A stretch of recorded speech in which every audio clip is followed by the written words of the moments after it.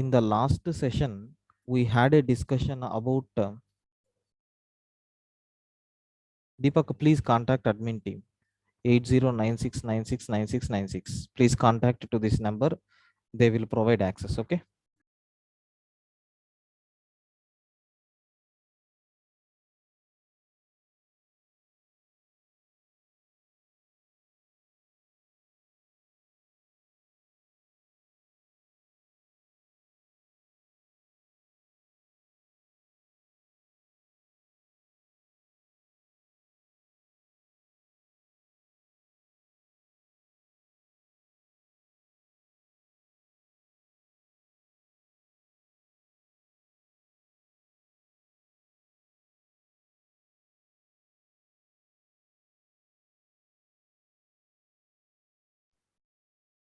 Yeah. Is it clear now? My voice, please confirm. Is my voice is clear now?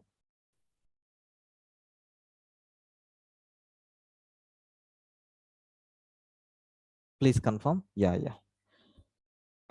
So in the last videos, we covered very clearly about sir client side validation. So how you can do client side validation. Suppose if you are accepting a mobile number and instead of verifying this mobile number directly with the database, so what we have to do, we need to check the primary conditions, whether that mobile number is having a proper 10 digit number, 10 digits or not. Okay. Or if anywhere any alphabet is there or the length is exactly 10 characters or not, all these primary conditions you can check at the client side itself, so which is called as client side validation. Even I have taken one more example for student hall ticket number. Okay, so for these two, taking the data from the user and searching in the database is a risky process. First we have to perform the basic primary validation.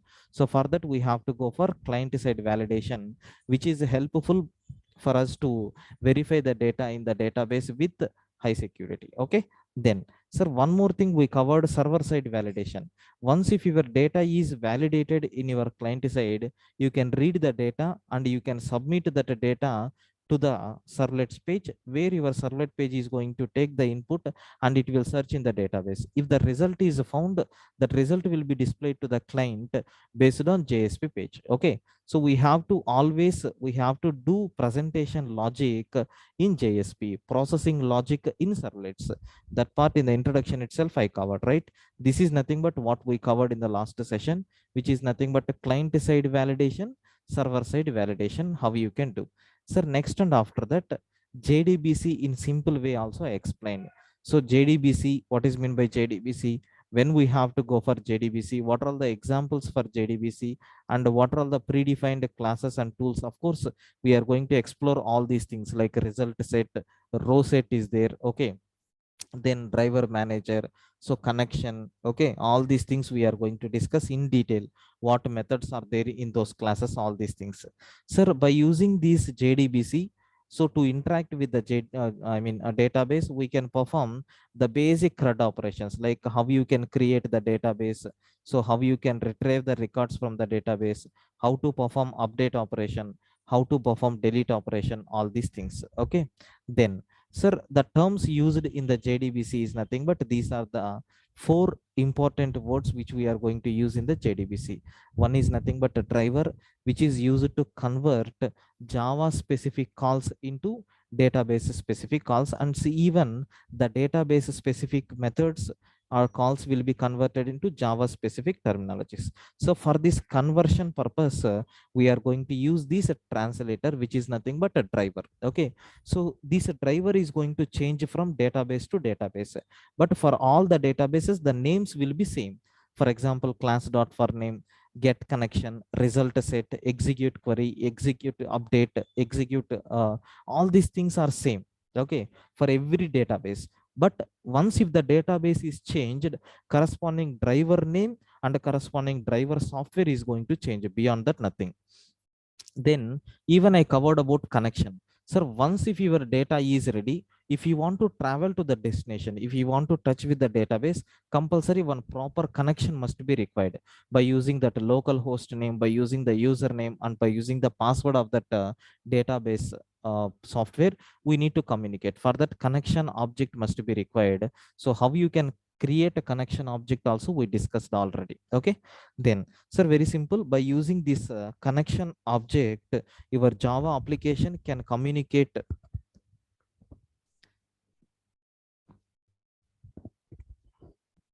So could you please confirm, is my voice is clear?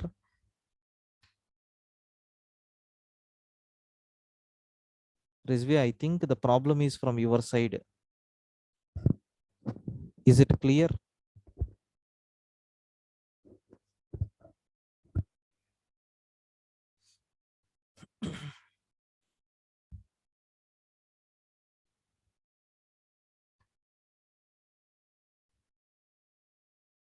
One minute, 1 minute.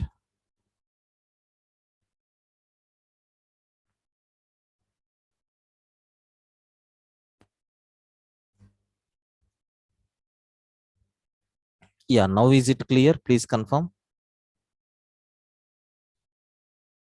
Rizvi. Yeah.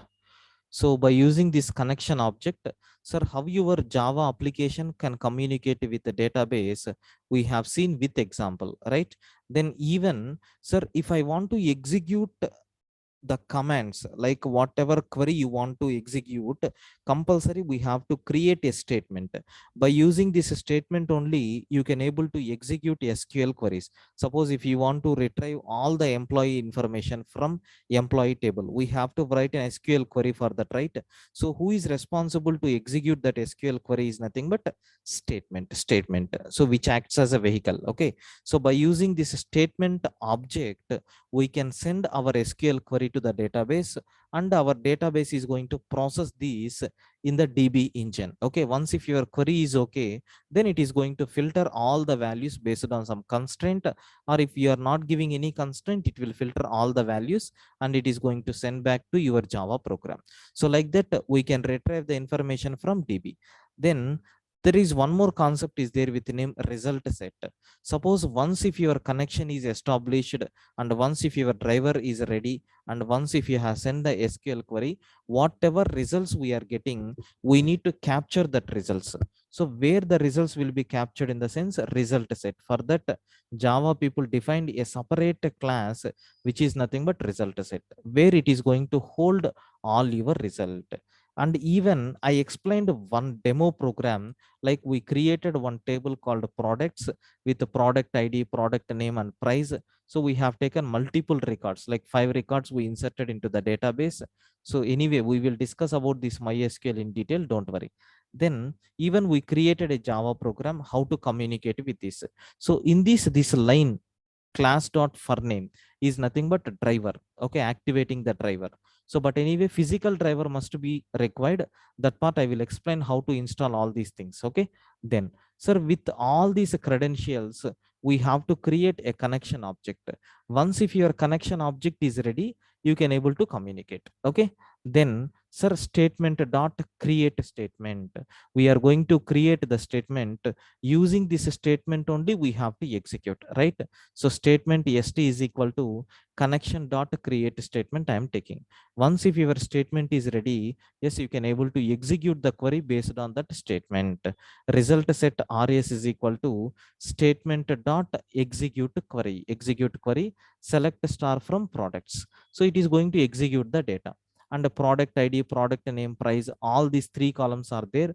Make sure that you should not take MySQL related data types. You have to take the data types which is related to the Java. Product ID is integer, product name is a string, and price is double. So how to get the results also I explained very clearly. But of course, we are going to perform postmortem on this by taking various examples. So these are the things which we covered in the last session. So in today's session, a complete theoretical concept we are going to discuss, which is nothing but storage areas. Okay, so how the evaluation of storage areas will came into the picture. So up to this, do you have any doubts? Please confirm. Up to this, do you have any doubts? Please confirm.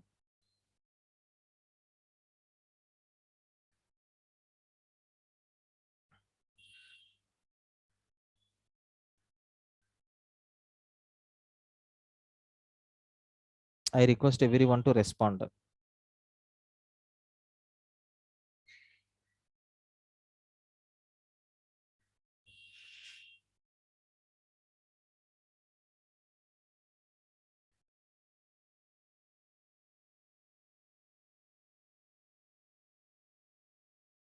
Okay.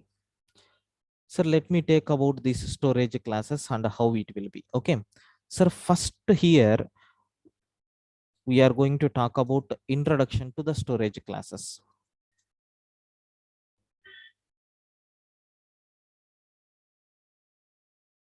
Okay, introduction to the storage areas, and next and after that we are going to see, sir, what is mean by temporary storage areas, what is mean by temporary storage areas, and what is mean by permanent storage areas.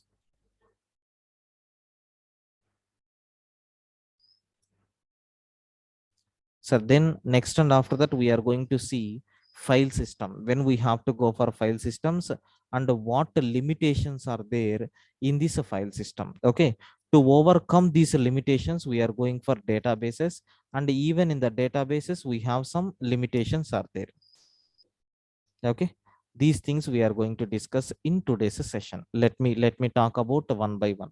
So coming to the introduction.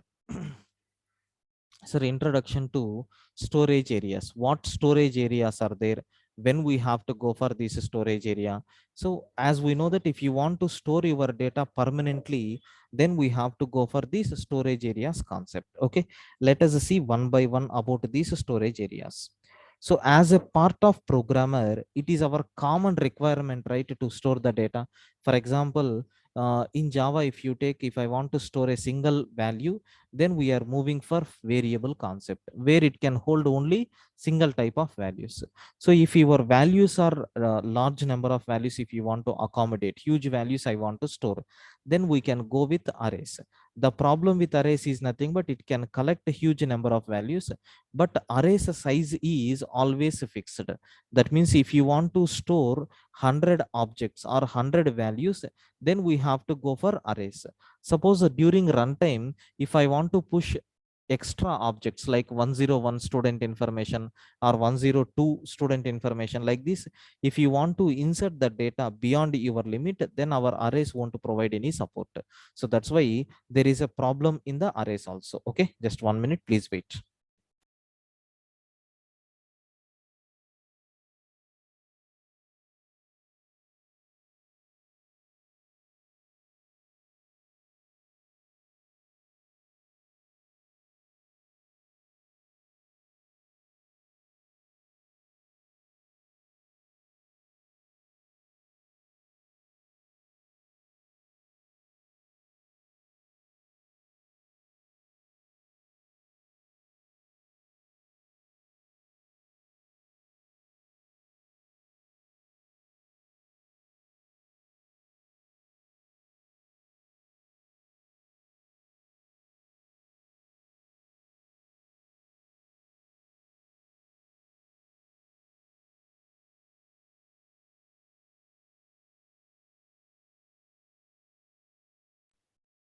Yeah.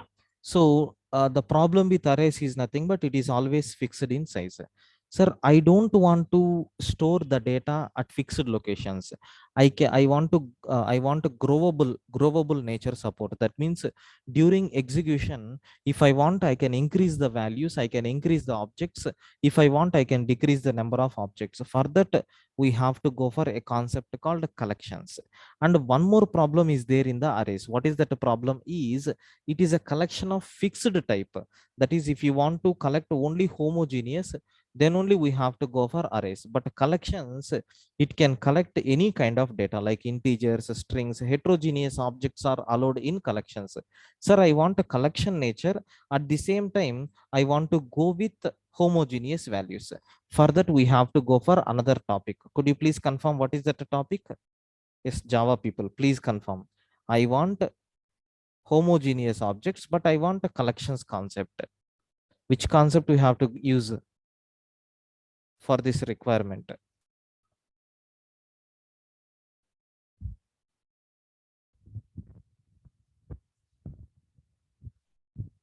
Very good. So we have to go with generics. So generics concept is going to collect data from the user, different types of data it is going to entertain collections. But if you want to filter only with respect to the same type of data, like I want to store only integer values, or I want to store only floating point values, then we have to go for this generic concept. This is with respect to the variables. Suppose if you want to store textual information, okay, then we have two systems are there. We can go with either files or we can go with the databases. Okay, so we have some problems in the files, like it can't store huge amount of data. Limitation is there. So we can store only a normal text files, like up to some limit characters. If you want to go beyond that, we have to go for some other concepts. And moreover, in this file format is not given properly. Suppose if you want to store any kind of information, sir, it is not appropriate. So there won't be any format. Okay, if you want formatted data, then we have to go for database. Okay, sir, this is nothing but introduction. Any doubts up to this, please confirm.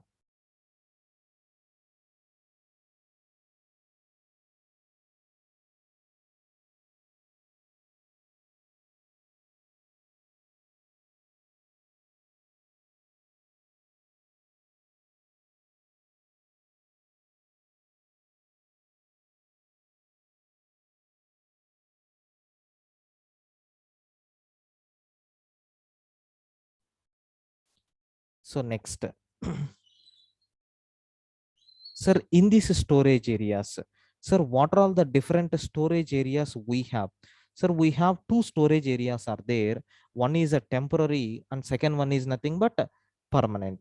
So in the case of temporary storage area, if you store the information, what will happen? It will be available only for a particular time period. Once if you restart the system or once if you shut down the system, the data which you have stored won't be available. So in these temporary storage areas, and second one is nothing but permanent storage areas. Sir, in this temporary storage areas, sir, the memory, it is the memory area where the data will be stored temporary. Sir, these are the memory areas where data will be stored for temporary purpose. Temporarily, the data is going to be stored.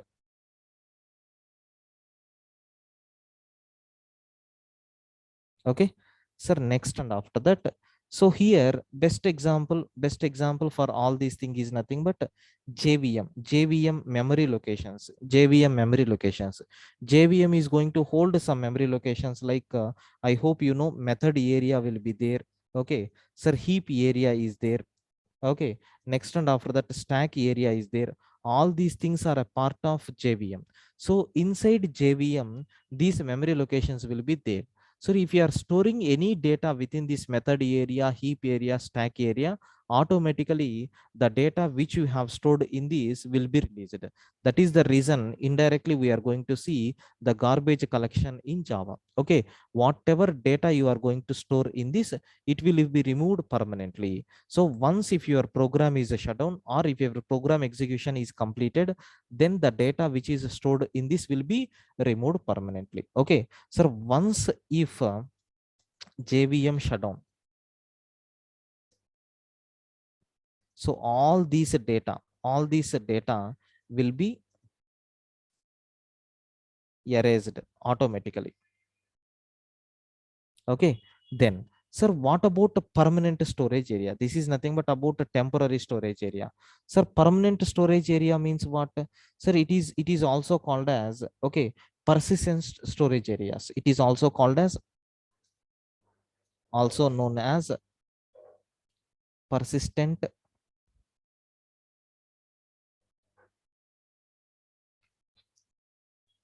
storage areas. So it is nothing but something like permanent. It is nothing but something like permanent.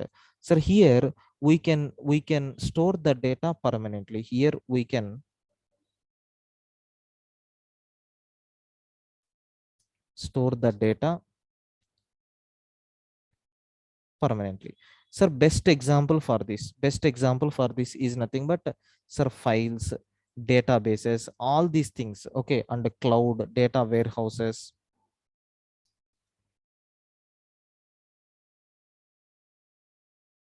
Okay, big data tools, etc. All these things are nothing but example for permanent storage areas. In these, if you store the data that is permanent, we can't erase that particular content, it will be there. Okay, so this is nothing but storage area and the types of different types of storage areas. Next, we have file systems are there. What is the meaning of this file system? So here it is used to store the data in your local drive. Okay, it is used to store the data in local drive. We can say file is a place on the disk, so where we can store information. Sir, best example, whatever content I am taking, the file is saved with the name demo.txt. Suppose if you are writing any Java program, you are going to save file with the test.txt. All these things are nothing but related to the files. Okay, then file system can be provided by local operating system. Every operating system is going to provide support for these file system. So OS is, so operating system is responsible to provide support for, so operating system is responsible to provide support for this file system.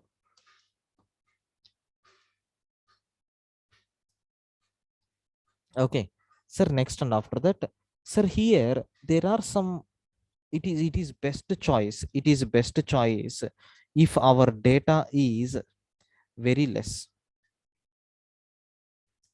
So once if you are moving huge number of data, then it is not that much supportable. So if you want to store huge amount of data, then file system won't be recommended. We have to go with some other alternative. So we can consider that as a limitation. What is the limitation in this file system? So we can't store huge amount of data. We can't store huge amount of data, okay, in files. Of course, we know this point very well. And here, there won't be any query support. Okay, no query language, no query language to retrieve information. Okay, we have to see the complete file, or we have to go for some pattern matching applications like search operation. Like this, we have to do manually. There won't be any ready-made method support for query operations. Like if I want to select all the employee names, there won't be any proper mechanism in files. Okay, so but in the database we are going to get such a type of tools, right? Then, sir, there is no security for the data also. There is no security for data whatever you have stored in the files. Okay, next, sir, there is no mechanism to prevent duplicate data. Okay, duplications duplications may be there, duplications may be there. Okay, so these are nothing but what are all the, still we have so many limitations are there. Sir, these are nothing but so many limitations what we have with respect to this file system. So to overcome these problems, we are moving for databases. Okay, we are moving for databases. In the database, so to store huge amount of data,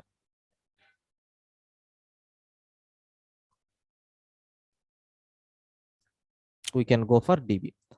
To store huge amount of data, we can go for DB. Okay, and the query language support is there, query language support is there. Sir, using this we can retrieve the data based on your requirement. Assume I want max salary of the employee, max salary of the employee, then how you can retrieve? Sir, select max of salary, so from employee, that's all. It is going to return the maximum salary of the employee. Sir, no need to open that database and no need to verify that database and what information is there, no need to retrieve. By using this query language support, you can able to retrieve the complete information from these databases. Okay, so query support will be there. Then, sir, to access the data present in the database, compulsory username and password must be required. Have you observed or not? So to get the connection object, compulsory we have to supply username and password. Sir, username and sir, password are mandatory. So that means what? We can say it is high security. High security will be provided. So next and after that, sir, here DB admin will be there, database admin will be there. He will take care, sir, to for which authorized person we have to give the permission. Okay, like if I want to insert the data, only for few users insertion permission will be there, and for all users retrieval permission will be there, and for few users update operation will be there. Like this, it will be completely organized by this database admin. Okay, and we have normalization techniques are there. Okay, we have some normalization techniques are there. Using that, we can prevent the data, we can remove the duplicates, all these things we can use in the case of database. Then even, sir, we have some limitations are there in the database. Sir, what limitations we have? Very simple, sir. It is used to hold up to certain limit. If you want to store large volume of data, sir, if I want to store a very huge amount of data, DB won't provide support. Okay, DB want to provide support if the data is very large. Okay, then, sir, it is going to provide support only for particular category. Like if I want to go with the relational database. Okay, relational database, then only we have to choose these our databases like Oracle. Okay, we can say MySQL, all these things. So if you don't want any structure, then we can go with some other database which is nothing but NoSQL, MongoDB, like that. But for that, the phenomena is completely changed. So because these databases are implemented, these query languages are implemented to retrieve the record from a very structured fashion. But in the case of NoSQL and MongoDB, so that much structured won't be there, but we need to face some issues. This is nothing but what we have. Sir, any doubts up to this? Please confirm.